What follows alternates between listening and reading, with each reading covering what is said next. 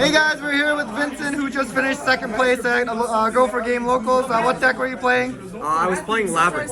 Labrynth, so how is that this format? It's a little weird in the format. It's really good going first. It has a lot of good matchups. It can set up a lot of floodgates like Necro Valley. But going second, it struggles board breaking, but I think it's still a good deck. All right, well, let's just get right to the list. For sure. So first, we have the best starter in the deck, 3 Ariana. Okay, what does so that do? What this card does is when it's normal or special summoned, I can add any Labrynth card to my hand. Okay. So this is what usually starts all of my combos. It has another effect. Whenever a normal trap removes a monster from the field, I can draw a card, and afterwards, I can special a fiend monster or set a spell trap from my hand. So this is how Labrynth set up its value engine and just gains a lot of advantage and grinds people out. Next is Lovely Labrynth of the Silver Castle. This card is one of the boss monsters in the deck. What it does is that it makes it so your opponent cannot respond to your normal traps with monster effects. So it's very effective at shutting down like negates for your normal traps. And also, it can set a normal trap from your grave to the field. So usually what you would do is you would activate Welcome Labrynth, special summon it out, and you would be able to set Welcome Labrynth right back to the spell trap zone. And also, whenever you, same as Ariana, whenever you remove a monster from the field using a normal trap, you can pop another card on the field or in your opponent's hand, so hand rip them as well. Next is 3 Lady Labrynth of the Silver Castle.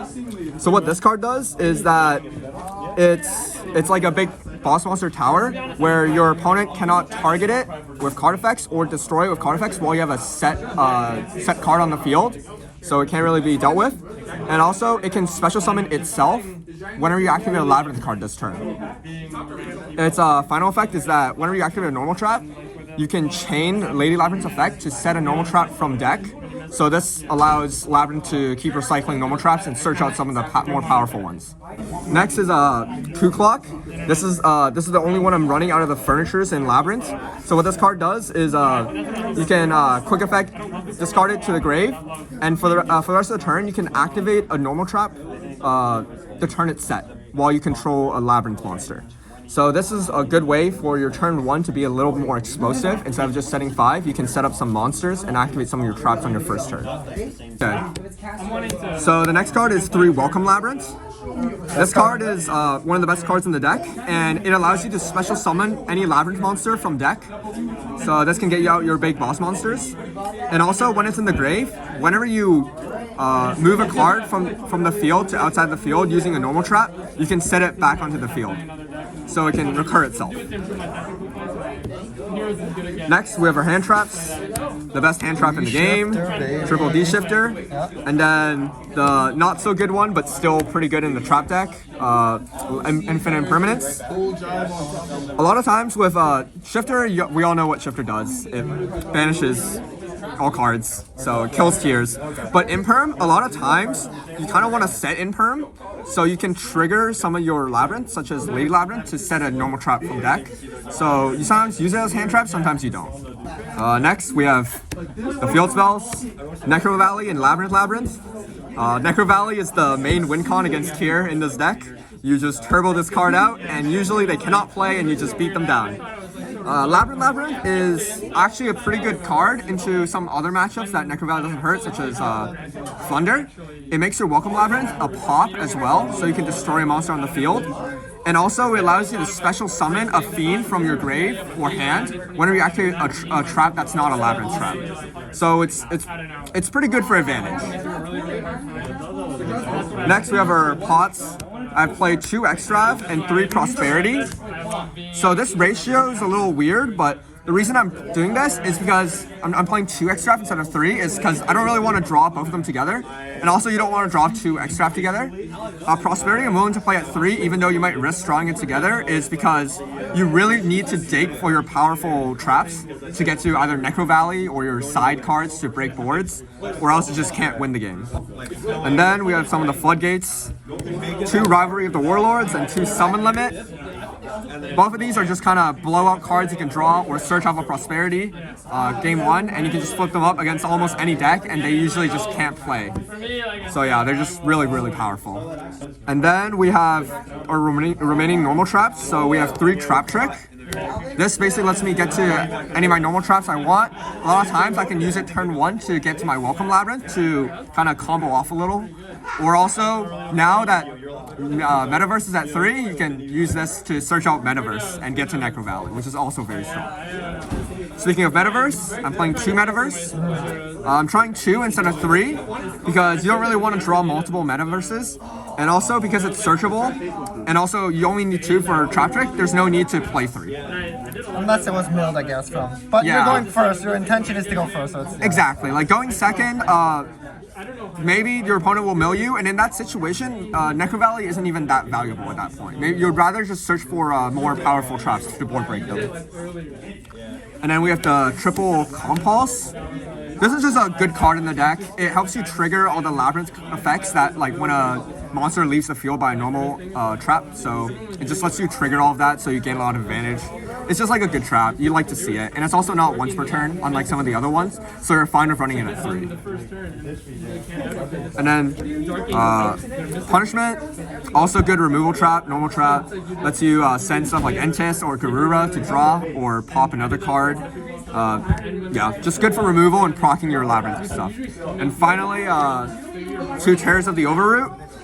This card it's in a weird spot right now. It's technically good into tiers, but they have a Shizu card, so it has to target a card in the grave, so they can Shizu shuffle the target, and it would fizzle this effect. So it's in a weird spot, but this is a very good way to out like some floodgates against you. It can out some field spells like Perloreno. It's just a pretty good card in general. And that's it for my main deck. okay, how many cards in the main? Just 40. Okay. You definitely want to play 40 because you want to maximize the chance of you drawing your cards. You really need Welcome Labyrinth and Ariana, and there isn't really many ways to get to more, so you kind of have to play 40. If you play more, it's just really, really risky. There's no point. Okay. Next, I'll go to my extra deck. So first, I'll go with my fusions, which is just the punishment targets. A Garura lets you draw, and 2 Entis just pops. The extra deck isn't really too relevant in this deck. You don't really use it too often, but these 3 are pretty important. Honestly, I might play 3 Entis and maybe even 2 Garura, because sometimes you would extravagance and you would accidentally banish like these, and that would feel really, really bad. For links, I run Access Code, Underworld Goddess, Unicorn, Phoenix, IP, Muckracker, and Dark. To be honest, these are all kind of just fillers. The Access Code, you could sometimes go into it with Unicorn to Access Code. The Phoenix is sometimes nice into Floodgates, like there can be only 1.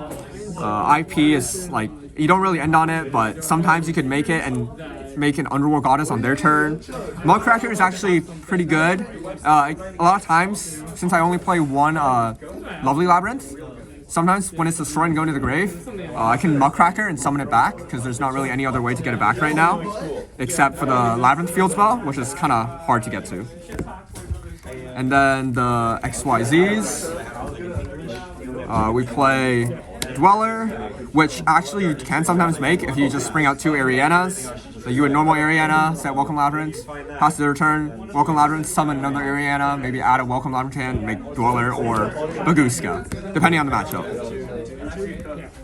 And then we have the Zeus package. Again, just in case they set up some dumb board I can't break, Zeus is just nice. It's just security measure, but usually it's just Prosperity Banish. And then now for the side deck.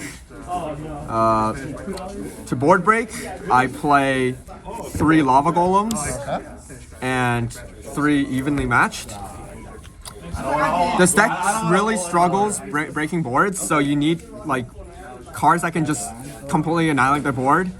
And Evenly isn't really that great in the meta right now because almost every single deck sets up Omni Negates, but it's still, against certain decks, it's still very, very good to just basically wipe their board. These cards really help with board breaking. Without them, you kind of just set 5 pass and they can interact and destroy your sets and you just kind of cry. Okay, and then now for some of my going first sides, I play 3 Solemn Judgment to deal with stuff like Harpy's Feather Duster, Twin Twister, just back row removal. It's just very, very good. Yeah. And then you play 2 different Dimension Ground just for tier. You would side this in. A lot of times it's like going second, you would take out stuff like Rivalry and you would put in stuff like DDG.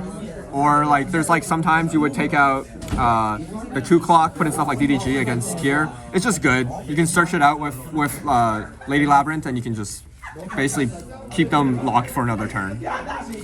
And then we have Destruction Daruma Cannon. This is just out any dumb floodgate, any dumb tower, Arrival Cybers, stuff like that you can't really out with any of your other stuff. This just outs it. So you need to, I think you need to at least have 1. And then for some back row removal, just in case, I don't know, I play the mirror or something, Feather Duster and 2 Lightning Storm. And Lightning Storm as even just a monster removal is pretty nice into some decks because you have to set 5, you don't really have any ways to deal with their monsters, so having like Lightning Storm as a Raigeki almost is also pretty nice. And yeah, that's it. Amazing. Thank you so much for the deck profile, Vincent. Any shout outs?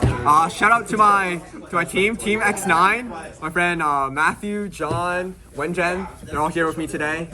But yeah. All right, awesome. Shout out to Calvin and Go for Game as well. Yes, shout out to Calvin, Go for Game for sure. Awesome. Yeah, Thank you.